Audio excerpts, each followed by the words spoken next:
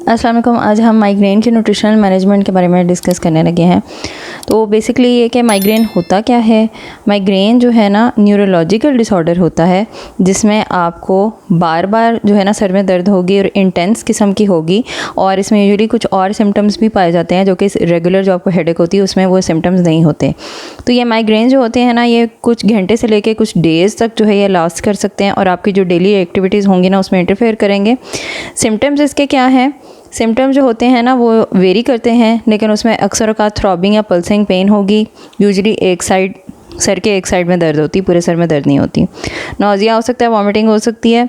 हो सकता है कि आपकी लाइट साउंड या स्मेल किससे ना सेंसिटिविटी इंक्रीज़ होगी हो, जिसकी वजह से आपको ज़्यादा जो है ट्रिगर हो रहे होते हैं लाइक माइग्रेन अटैक्स। उसके अलावा विजुअल डिस्टर्बेंसेस भी हो सकती हैं हेडेक स्टार्ट होने से पहले ही, और फटीग होगा और मूड चेंजेस हो सकते हैं बिफोर और आफ्टर एन एपिसोड। ठीक है, ओके जी। अगर तो आप इसको ट्रीटमेंट नहीं करते तो फिर उसके क्या कॉन्सिक्वेंसेस हो सकते हैं। अगर ट्रीटेड नहीं होगा तो कुछ कॉम्प्लिकेशंस हो सकती हैं जिसमें क्रॉनिक माइग्रेन हो सकते हैं, मेडिकेशन ओवर यूज़ हो सकता है, रिड्यूस क्वालिटी ऑफ लाइफ हो सकती है, ठीक है, और मेंटल हेल्थ इश्यूज़ हो सकते हैं।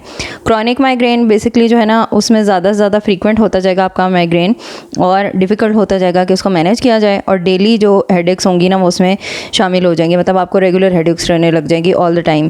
फिर ओवर यूज़ मेडिकेशन का क्या आ गया। अगर पेन रिलीवर्स आप रेगुलरली यूज़ करो ना तो उसमें क्या होगा कि वो माइग्रेन के जो सिम्टम्स होते हैं ना उसको वर्स कर देता है ओवर टाइम, और जो आपकी क्वालिटी ऑफ लाइफ है वो रिकरेंट और बहुत शदीद जब हेडेक्स होंगे ना तो ऑब्वियसली आपको पर्सनल, सोशल और वर्क लाइफ उससे अफेक्ट होगी। तो जनरली बेहतर होता है कि माइग्रेन को ना जल्दी मैनेज कर लिया जाए। मेंटल हेल्थ इश्यूज़ आपको कुछ आ सकते हैं।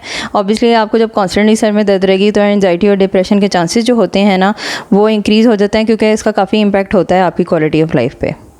ओके जी, ट्रिगर्स क्या हैं और उनको मॉनिटर आपने किस तरीके से करना है माइग्रेन को। माइग्रेन जो होते हैं ना उसके triggers individual to individual vary करते हैं, लेकिन हार्मोनल चेंजेस की वजह से हो सकता है, स्ट्रेसेस की वजह से हो सकता है, मौसम अगर चेंज हो रहा हो तो उसमें आप देखोगे कि माइग्रेन कुछ लोगों के ट्रिगर हो जाते हैं, और कुछ फूड्स होंगे और इसके अलावा और भी चीज़ें होती हैं जिसकी वजह से माइग्रेन अटैक हो सकता है। ठीक है, माइग्रेन डायरी अगर आप कीप करते हैं ना तो उसमें फिर आपको पोटेंशियल ट्रिगर्स और पैटर्न्स का पता चल जाएगा, फिर मैनेजमेंट जो है ना वो ज़्यादा बेहतर होगी।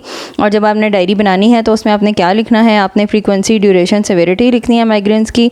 डाइटरी इंटेक लिखना है कि माइग्रेन से पहले आपने क्या डाइट ली थी जिसके बाद आपको माइग्रेन का अटैक हुआ, और इसके बाद एनवायरमेंटल फैक्टर्स और इमोशनल फैक्टर्स भी आपने नोटिस करने हैं कि आपको क्या फील हो रहा था। हो सकता है कि किसी टेंशन की वजह से, स्ट्रेस की वजह से, इमोशनल डिस्ट्रेस की वजह से आपको माइग्रेन का अटैक हुआ हो। डाइट थेरेपी आप क्या लोगे माइग्रेन में। डाइट थेरेपी जो होती है ना बेसिकली वो कॉमन ट्रिगर्स जो है आप उसमें अवॉइड करोगे, और बैलेंस न्यूट्रिशन आपने इंश्योर करनी होती है, और पानी का इंटेक जो है ना अपना पूरा रखना होता है। ठीक है, तो की डाइटरी रिकमेंडेशन इसमें क्या है। कंसिस्टेंट मील टाइमिंग है, नॉन ट्रिगर्स को अवॉइड करना है, हाइड्रेशन अपनी पूरी रखनी है, बैलेंस्ड माइक्रोन्यूट्रिएंट्स आपने कंज्यूम करने हैं। मील टाइमिंग आपने कंसिस्टेंट इसलिए रखनी है क्योंकि अक्सर लोग जब स्किप करते हैं ना मील तो उसमें फिर माइग्रेन ट्रिगर हो जाता है। तो आपने ईट करना है रेगुलर इंटरवल्स पे, और आपने ना स्किप नहीं करना बीच में से कोई भी मील। ठीक है, नॉन ट्रिगर जो है वो कौन कौन से हैं। कुछ फूड या ड्रिंक्स जो होते हैं ना वो कॉमन होते हैं माइग्रेन ट्रिगर्स। ठीक है, तो आपने आइडेंटिफाई इनको करना है और इनको लिमिट करना है। तो ये पर्सन टू पर्सन वेरी करेगा कि कौन सा फूड किसको ट्रिगर कर रहा है। ठीक है, ओके जी। हाइड्रेशन जो है इसलिए ज़रूरी होती है क्योंकि dehydration is a non migraine trigger.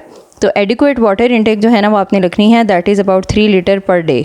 ठीक है, ओके। नेक्स्ट आपका आ गया बैलेंस माइक्रोन्यूट्रिएंट्स। आपने प्रोटीन, हेल्दी फैट्स और कॉम्प्लेक्स कार्बोहाइड्रेट जो होता है ना वो अपने डाइट में प्रॉपर रखने हैं, क्योंकि ये चीज़ें जो होती हैं ना आपके ब्लड शुगर को स्टेबलाइज़ करेंगी और जो माइग्रेन की फ्रीक्वेंसी है उसको मिनिमाइज़ कर देंगी। कौन से फूड्स आपको खाने चाहिए। मैग्नीशियम रिच फूड्स आगे सबसे पहले, जिसमें स्पिनच, पंपकिन सीड्स और आलमंड्स आगे। इसमें जो माइग्रेन फ्रीक्वेंसी जो है ना ये रिड्यूस करते हैं फूड्स, और जो मैग्नीशियम डेफिशिएंसी है ना उसका लिंक देखा गया है माइग्रेन के साथ। ठीक है, तो आपने अपने आप को मैग्नीशियम डेफिशिएंसी नहीं होने देनी। ओके जी, नेक्स्ट आ गया ओमेगा 3 रिच फूड्स कौन कौन से हैं। फ़िश जो है उसका रेगुलर इंटेक रखें अपनी डाइट में, उसमें जो है ओमेगा 3 रिच होती है। ओमेगा 3 फैटी एसिड्स उसमें प्रेजेंट होते हैं, they are very good for your mental health overall, and obviously migraines में भी उसका रोल देखा गया है कि माइग्रेन की जो होती है ना सिविरिटी और उसकी जो भी होगी आपकी इंटेंसिटी वो भी कम करेगा। फ्लैक्स सीड्स में भी ओमेगा 3 प्रेजेंट होता है, इसमें की एंटी इन्फ्लेमेटरी प्रॉपर्टीज़ भी होती हैं, तो वो माइग्रेन को रिड्यूस करने में हेल्प कर सकती हैं। ठीक है, नेक्स्ट हो गया फाइबर रिच फूड कौन कौन से हैं। होल ग्रेन्स, फ्रूट्स, वेजिटेबल्स जो है ना वो आपने कंज्यूम करना है, क्योंकि स्टेबल ब्लड शुगर को प्रमोट करेंगे और उसमें फिर जो आपके ट्रिगर्स होंगे ना वो रिड्यूस होते जाएंगे। ठीक है, हाइड्रेटिंग फूड्स कौन कौन से हैं, एक तो आपका वाटर हो गया, साथ साथ आपने कौन कौन से लेने हैं, हाई वाटर कंटेंट फूड जिसमें क्यूकम्बर, वाटरमेलन, ऑरेंजेस आ गए, ये सब जो है ना कंट्रीब्यूट करेंगे हाइड्रेशन को। ठीक है, जिंजर जो है वो नॉन एंटी नोजिया प्रॉपर्टीज़ रखता है, तो अगर आपको उस नोजिया का सिम्टम्स हो रहा है माइग्रेन की वजह से, तो जिंजर का जब आप कंज्यूम करोगे ना, जिंजर की कंजम्पशन रखोगे, तो उसमें फिर आपकी जो माइग्रेन होने के चांसेस हैं वो रिड्यूस हो जाएंगे। अवॉइड कौन कौन से फूड करने हैं, कैफ़ीन जो है वो एक्सेस में आपने नहीं लेना।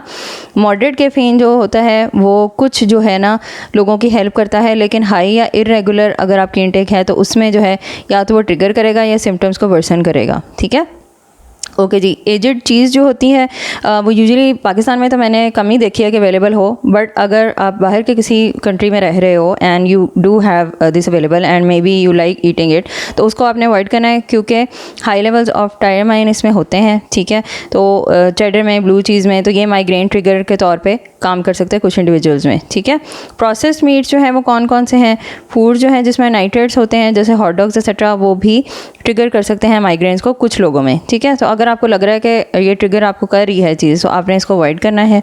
आर्टिफिशियल स्वीटनर स्पेशली जो एस्पार्टेम है ना, उसका लिंक देखा गया है माइग्रेन के साथ, तो आपने इसको भी अवॉइड करना है।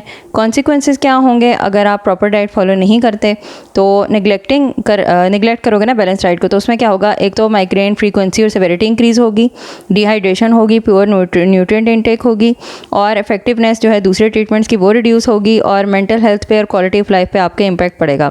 तो माइग्रेन फ्रीक्वेंसी और सेवेरिटी किस तरह से इंक्रीज़ होगी, क्योंकि आप जब तक मैनेज नहीं कर रहे और आइडेंटिफाई नहीं कर रहे ना अपने फूड ट्रिगर, तो वो फिर और ज़्यादा जो है फ्रीक्वेंट और इंटेंस माइग्रेन होने के चांसेस इंक्रीज़ हो जाएंगे।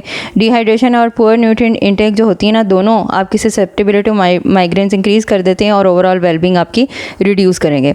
इफेक्टिवनेस जो है दूसरे ट्रीटमेंट्स की, अगर पुअर डाइटरी हैबिट्स है ना, तो जो मेडिकेशन आप ले रहे हो या दूसरी जो माइग्रेन मैनेजमेंट स्ट्रेटजीज़ कर रहे हो, तो उसकी भी इफेक्टिवनेस को वो ख़त्म कर देगा अगर आपकी डाइटरी हैबिट्स पुअर हैं। तो पर डाइटरी हैबिट्स सही होंगी तो ही बाकी जो ट्रीटमेंट्स करोगे उसका आपको फ़ायदा होने वाला है। मेंटल हेल्थ पे और क्वालिटी ऑफ लाइफ पे क्या इफेक्ट आएगा, अगर फ्रीक्वेंट माइग्रेन और अटैक्स हो रहे हैं और अनमैनेज सिम्टम्स हैं, तो वो स्ट्रेस, एंजाइटी और लोअर क्वालिटी ऑफ लाइफ जो है वो प्रोड्यूस करेंगे। तो आपने जो है अपने माइग्रेन्स को मैनेज करना है प्रॉपर तरीके से। ठीक है, तो इसमें चाहिए कि आपको टेलर्ड डाइट थेरेपी चाहिए जिसमें प्रॉपर मेडिकल केयर चाहिए, आपको लाइफस्टाइल एडजस्टमेंट्स भी चाहिए। ठीक है, तो इसमें काफ़ी हद तक जो मैनेज हो जाते हैं माइग्रेन्स आपके, और जो आपकी जो क्वालिटी ऑफ लाइफ है वो इम्प्रूव हो जाती है। हमेशा जो है हेल्थ केयर से आपने हेल्थ केयर प्रोफेशनल से आपने जो है ना पूछ के डाइट थेरेपी लेनी होती है और बाकी मेडिकेशन लेनी होती है। लोगों से पूछ के आपने काम नहीं करना, बिकॉज आपको नहीं पता कि मे बी आपके माइग्रेन की रीज़न जो है वो डिफरेंट हो एज़ कम्पेयर टू आपके बाकी फैमिली मेम्बर्स के। तो आपस में पूछ के, आपस में डिस्कस करके, एक दूसरे से पूछ के अपने डाइट थेरेपी और मेडिकेशन नहीं लेनी। ठीक है, अगर आपको पर्सनलाइज्ड डाइट थेरेपी रिक्वायर्ड हो तो आप इस नंबर पर व्हाट्सएप कर दीजिएगा। I will get back to you and thank you so much for listening. अपना ख्याल रखें। अल्लाह हाफिज़।